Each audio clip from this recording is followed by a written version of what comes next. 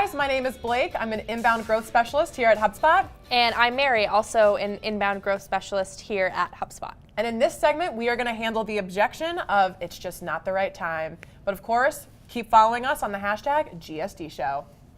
So some of the themes we're going to cover in this segment, your biggest enemy with this objection is the status quo.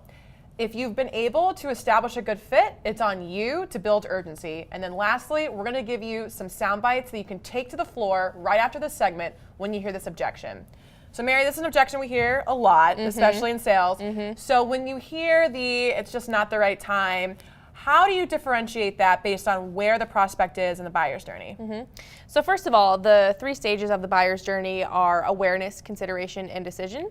Awareness, the prospect knows they have a problem.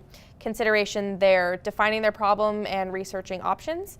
And decision, they've defined who they're looking at and they're making a decision to move forward with a provider. And I typically find that people in awareness and consideration, it's more of a brush off, whereas if they're in the decision stage, it's more of a matter of building urgency. Yeah, I definitely would agree with that assessment of where someone is in the buyer's journey. So with the kind of brush off approach, when you're dealing with people in the beginning of the buyer's journey, how do you approach that?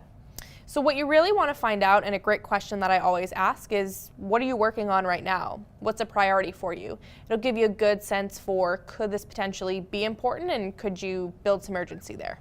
Do you think it can also just kind of opens the floor too for helping you qualify whether or not it's a good fit for you? Absolutely, and you might find that they have priorities for something else that you solve for. Better to disqualify than to keep chasing a hope dream or a pipe dream. That's right. So if they're on the further end of the buyer's journey and they come to you and it's really just seems like this could be a showstopper, how do you approach that? So it's really on you to build urgency, and a great question that I really like to ask in that situation is, what happens if you don't do anything? Can the business sustain itself if you don't fix this problem?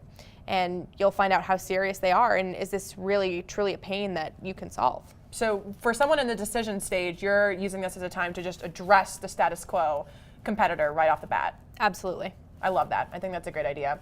So for people who you think you might be bluffing, what do you use? What kind of signs can you pick up on that indicate maybe they are bluffing you or trying to brush you off? Yeah, so in that situation, I love to look at website activity tracking, seeing if they're coming back to our pricing page or on our website at all, as well as email open and click tracking. So if I send them an email, are they opening and clicking it 5 or 6 times?